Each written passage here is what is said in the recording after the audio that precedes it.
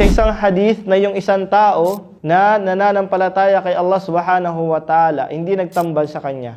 At siya yung may pinakamahirap na kalagayan dito sa mundo. Pero dahil sa kumilala siya kay Allah at hindi siya nagtambal sa kanya, pagdating niya ng araw ng paghukom, ipapasilip sa kanya yung paraiso ng saglit, sandaling oras lang. At tatanungin siya ng mga anghel, nung ikaw ay nasa mundo, may naranasan ka bang hirap? Nung ikaw ay nabubuhay sa mundo? Sino siya? Pinakamahirap. Walang makain. Hikahos. Yung mga word na pwedeng ilapat natin sa kanya. Nung pinakita sa kanya yung ganda ng paraiso, isang sulyap lang, nung tinanong siya ng mga malaika na mga anghel ni Allah, meron ka ba naranasang hirap dun sa mundo?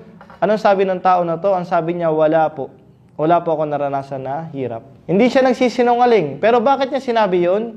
Kasi nung nakita niya yung ganda ng paraiso at yung gantimpala makukuha niya, nakalimutan niya lahat ng hirap na naranasan niya noon nandito siya sa mundo.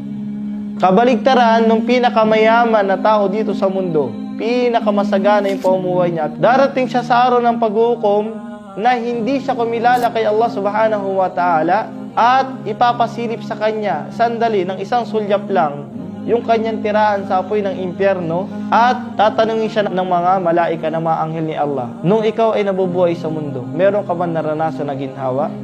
O kayamanan? O kapanatagan? Seguridad? Nung ikaw ay nasa mundo? Sasabihin ng tao na yon, wala po. Wala po akong naranasang ganyan, naginhawa. Bakit?